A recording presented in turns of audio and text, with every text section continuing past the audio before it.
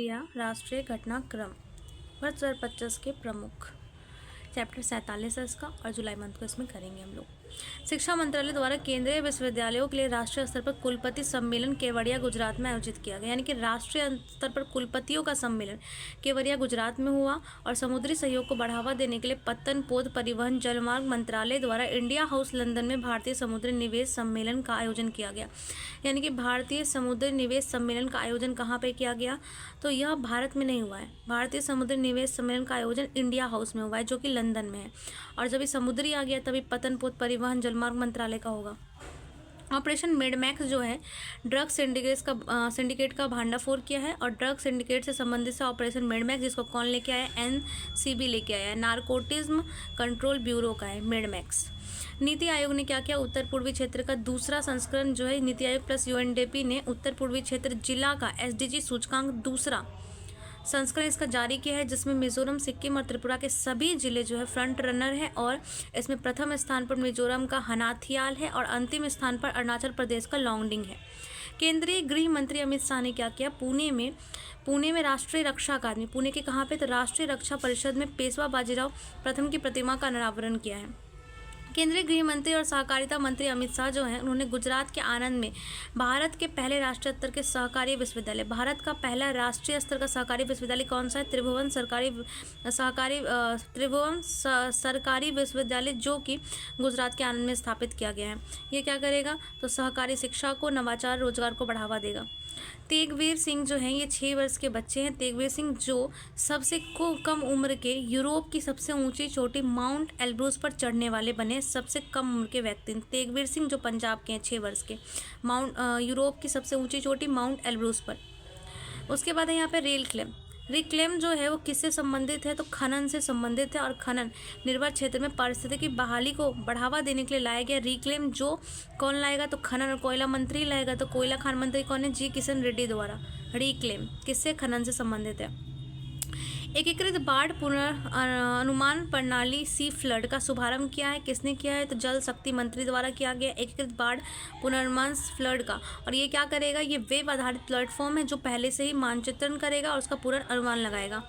संस्कृति मंत्रालय ने क्या किया है? पहला पांडुलिपि भारत मंडपम में विरासत पर पहला वैश्विक पांडुलिपि विरासत सम्मेलन, पहला वैश्विक पांडुलिपि विरासत सम्मेलन जो है संस्कृति मंत्रालय के द्वारा किया गया नई दिल्ली में। राष्ट्रीय खेल नीति 2025 को मंजूरी मिली है। कब? जुलाई 2025 में। जैसे क्या किया जाएगा? राष्ट्रीय स्तर पर खेल का विकास होगा। अब यहाँ पे एक है अनुसंधान विकास और नवाचार योजना, यानी कि आरडीआई योजना। आरडीआई योजना जो है केंद्रीय मंत्रिमंडल द्वारा जो है इसको नवाचार को बढ़ाने के लिए लाया गया है।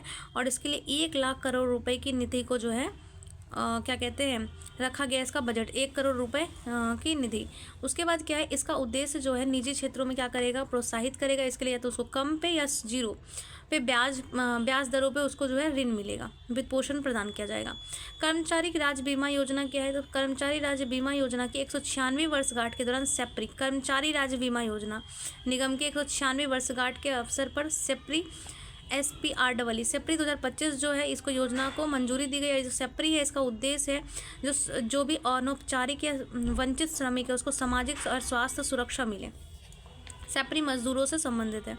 उसके बाद है रोजगार से जुड़ी प्रोत्साहन योजना। रोजगार से जुड़ी प्रोत्साहन का नाम ही है रोजगार से जुड़ी। तो कम से कम रोजगार में कितना पैसा दोगे? तो 100, ऐसे याद कर लो तो 99, 100 नहीं तो 99, तो 99.446 करोड़ रुपए इस पे है। और इससे जो 3.5 यानी कि 3.5 करोड़ से अधिक लोगों को रोजगार मिलेगा।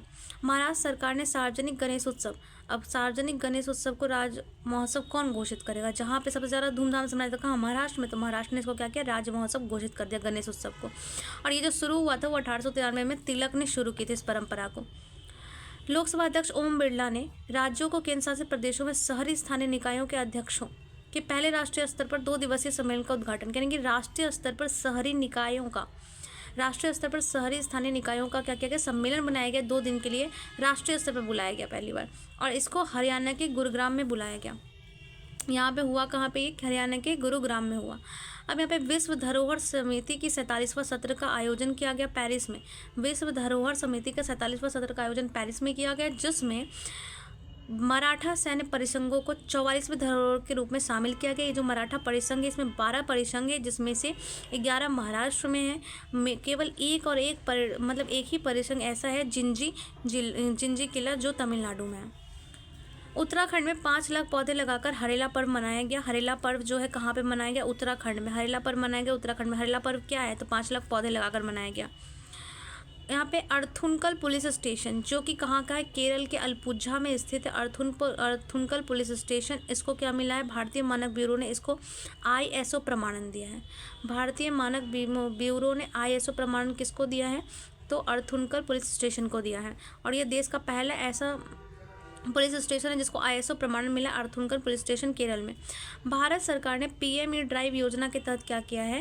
पहली इलेक्ट्रिक ट्रक ई-ट्रक प्रोत्साहन योजना, ई-ड्राइव के तहत ई-ट्रक प्रोत्साहन योजना शुरू की है, जिसमें 9.6 लाख रुपए तक की वित्तीय सहायता प्रदान की जाएगी।